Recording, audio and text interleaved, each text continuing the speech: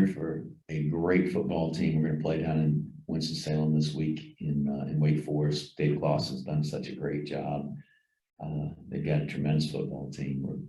We're a team that needs a win badly after losing that game on Saturday to Georgia State.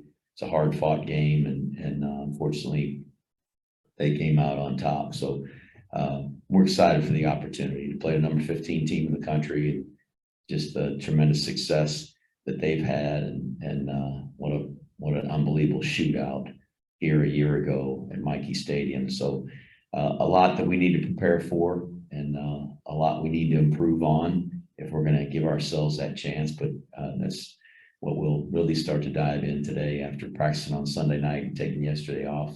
We'll get into it today and hopefully get a good plan together and have our team ready to go, healthy and available to be able to hit them with our very best shot.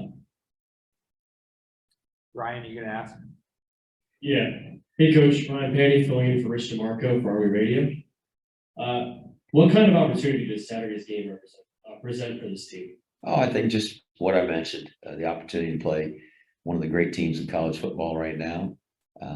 What Coach Clawson has done just is fantastic. The place that he's got that program in, and I mean they're one overtime game away from being undefeated and taking Clemson, who's one of the great programs in college football, to overtime.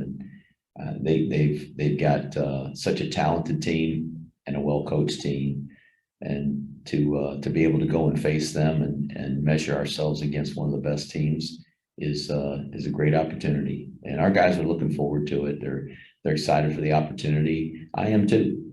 And as I said, we need a win badly. And it wouldn't matter who we were playing this Saturday. You know, a victory would really help this football team.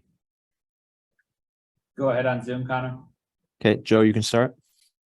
Good afternoon, Coach Monken. Joe Iacono with GoBlackKnights.com.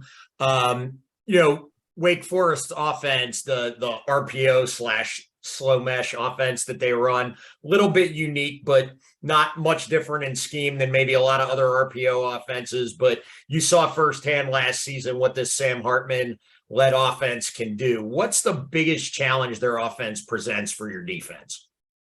Their system is unique. It is different, and it really forces defenses to have a lot of discipline in terms of identifying what's going on in the play, formation, the play action, whatever it may be. And it's difficult. It's difficult to defend.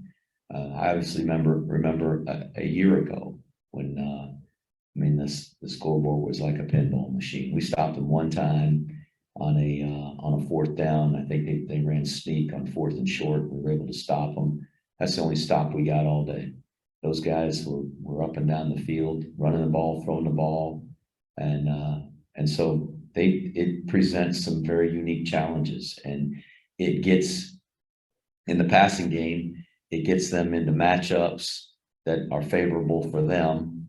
That's if you're going to commit more people to the run, and if on defense you don't like the matchup and you try to take extra guys to defend the pass, then you've got far fewer guys to defend the run. So they do a great job with it, and Warren Ruggiero, the offensive coordinator, just does a marvelous job. And I talked to Dave Clawson before the game last year. He credited Warren, and I know that Dave's got a lot of influence on what's going on. Dave's a great offensive mind, and so we get our hands full, as has everybody else that's faced them. I saw a statistic where they're ranking, or they're scoring 40 points a game. They rank among the very best in the country in terms of points that they score, and they're remarkably balanced.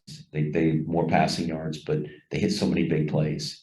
And Sam Hartman is one of the best quarterbacks, if not the best quarterback in his offense in the country.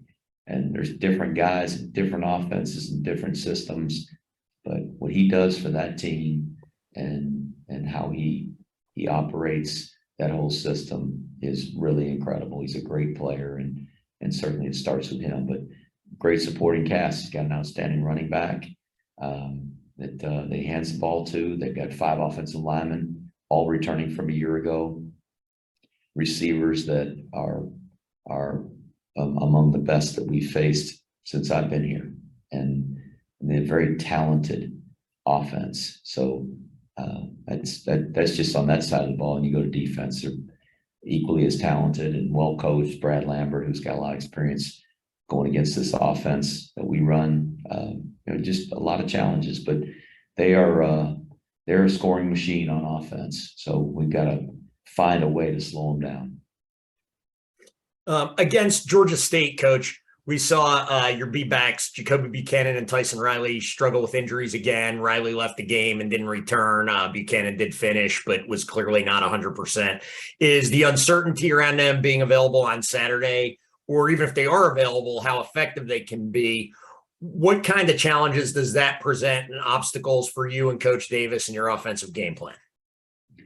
You've watched us play a lot of football here, and we really rely on those B-backs to be a big part of the offense. And when a guy's out, a guy's hurt, the group of guys that we've had there to be able to roll in and take plays and get some rest and go back in there with fresh legs.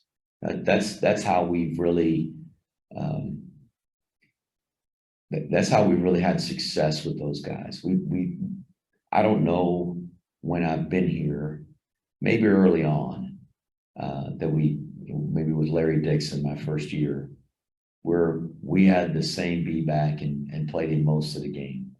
We've really rotated those guys and tried to keep them fresh. We've always had a pretty good stable of guys, and with having Tyson injured and Jacoby injured, the veteran guys in that stable was really depleted. So some young guys are stepping up. It was good to see that. Hayden Reed continues to improve. Markel Johnson got in there. He's coming off an injury that's nagged him for a good while. He was able to get some reps. So we got some guys, just not very many with experience like those guys up at the top. So to try to conjure up other things we can do and different plays within the scheme, within the system, they're still a big part of what we do. And I think just the threat of them running the ball and what they can do when they do have it is a big part of the offense. So what we're going to try to do is work as hard as we can to get them healthy and have them ready for Saturday. And that goes for our whole team. Just trying to get those guys back to good health. When you play football, it's a rough sport. It's a physical sport.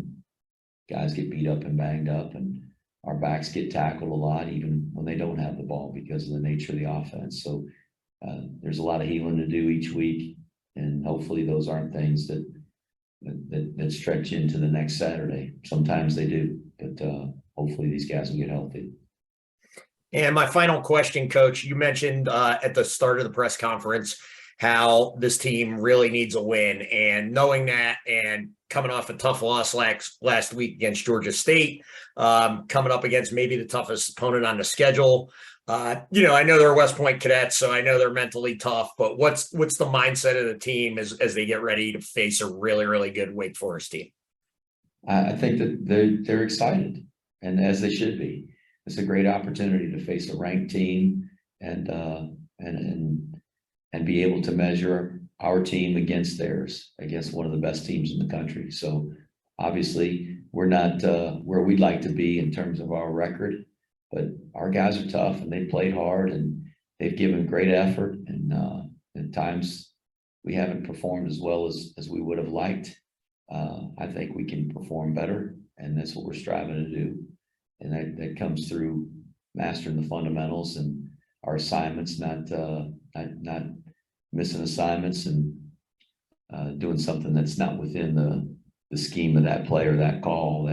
That's a great start to getting us in position. And then we're in position using great fundamentals and toughness and effort to be able to get the job done. So our guys are playing really hard. We're just not playing as well as we need to get those victories that we've been so close on. But hopefully this week we'll be closer. We'll give ourselves a chance. Yeah, we'll go to Ken Kreitzer.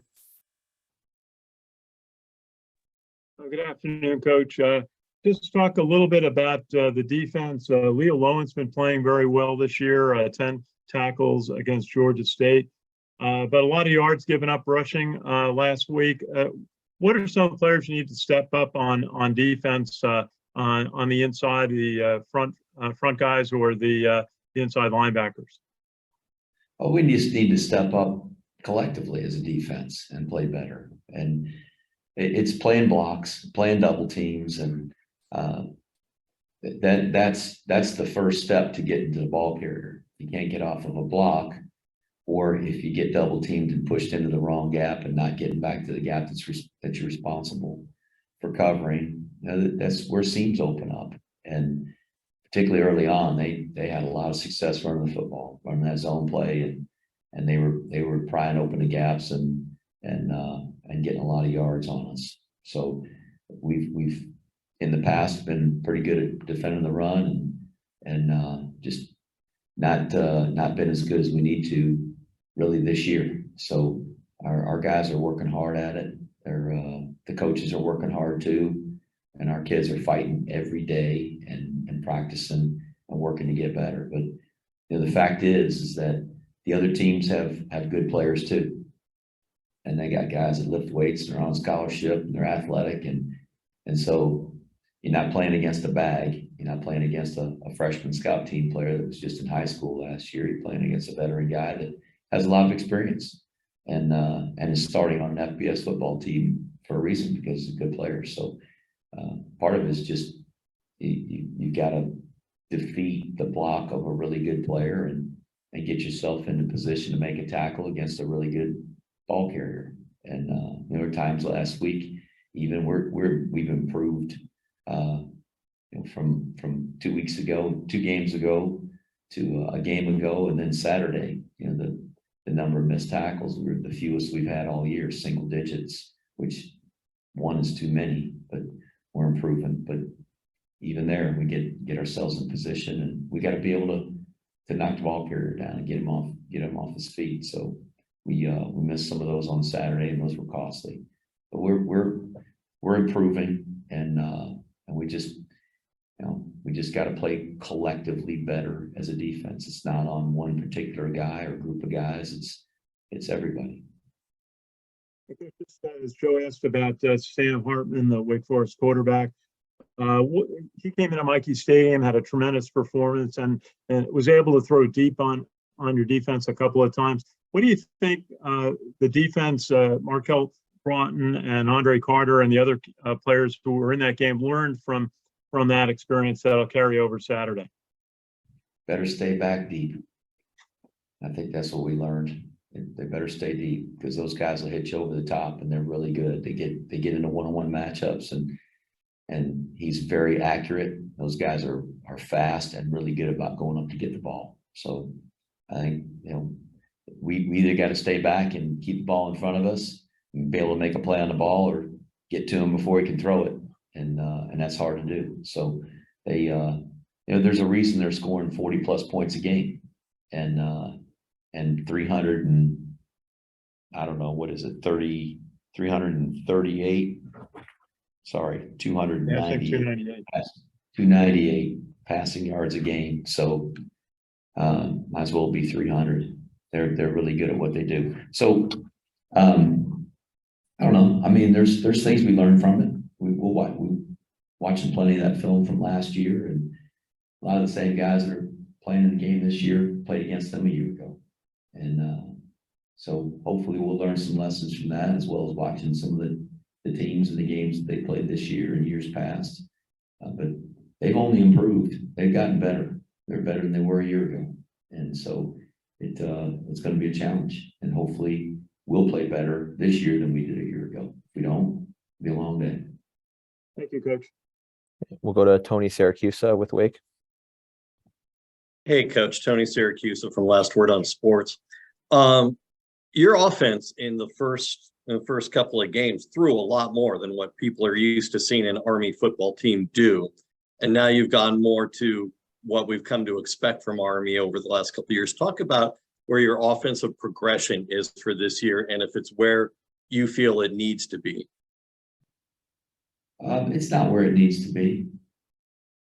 Scoring 14 points isn't where it needs to be. Having 4th and 1 on the 6-inch line and not scoring, that's not where it needs to be. So we had a chance at the end of the game to move the ball and get ourselves in the at least field goal range. We didn't do that. And so it's not where it needs to be. And we threw the ball early on. We had some opportunities against Coastal, against UTSA. I think really that's just in response to the way they're defending us. But against Villanova, we didn't need to throw it. We ran the ball and ran it effectively. And Saturday, really, when we ran the ball and blocked them up, and we did a good job running the football. And we tried to throw it, and we didn't have much success. We tried to throw a crossing route, and their linebacker knocked it down. We tried to throw a quick hitch, and their defensive end batted it down.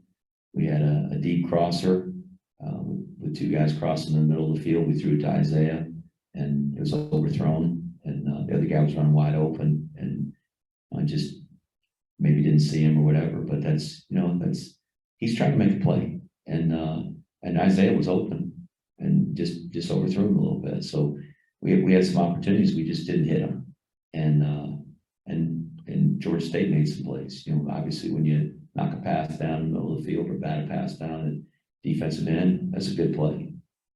But there's certainly things we can probably do to better position ourselves so those things don't happen. And that's our responsibility as coaches. Our players are only an extension of what we teach and what we coach. And so we got to do a better job as coaches and get those guys positioned to be able to execute those plays, whether it's a block or a pass completion or a run, or taking care of the ball, whatever it may be. We got to do a better job of having those guys prepared. And I thought at times on Saturday we played really, really good football on offense. But certainly when you score 14 points, that's not you're not playing very much good football most of the game. And for the first half, we essentially wasted 30 minutes on offense. It wasn't until the second half, drive 1, score, drive 2, score, drive 3, take it down to the 6-inch line and don't score. That before we get to the 6-inch line, we're playing pretty good offense. That's what it needed to be the whole game. Can't wait until the 3rd and 4th quarter to do it. So hopefully we'll find a way to put that together better this week. We'll go to Larry from Wake. Hi, Coach. Larry Sorensen, Wake Forest Sports Properties. We're about a third of the way through your season now, almost halfway through Wake season. Could you maybe identify a couple areas where, as you look from the off season, things have gone a little bit better than you thought, or about the way you really hoped you thought they would, and maybe an area or two where you thought things might have gone a little smoother and you've been and it hasn't quite turned out that way? From the off season till now,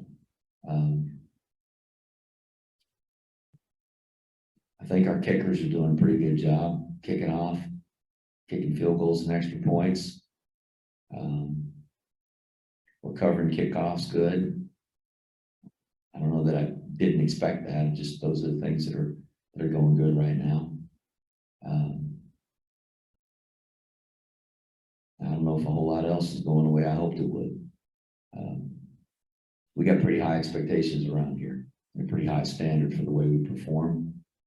This team's won a lot of football games over the last 4, 5, 6 years, and to be in the position we're at right now and not finding a way to win those games, when we get in those close games, the overtime games, the games like Saturday where got to make a play, we've tended to find a way to win those games just through gutting it out and being gritty and tough, and we haven't found a way to do that, and that's disappointing.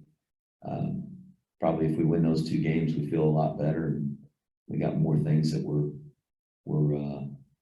praising our guys for, but you know, that's a reflection on me.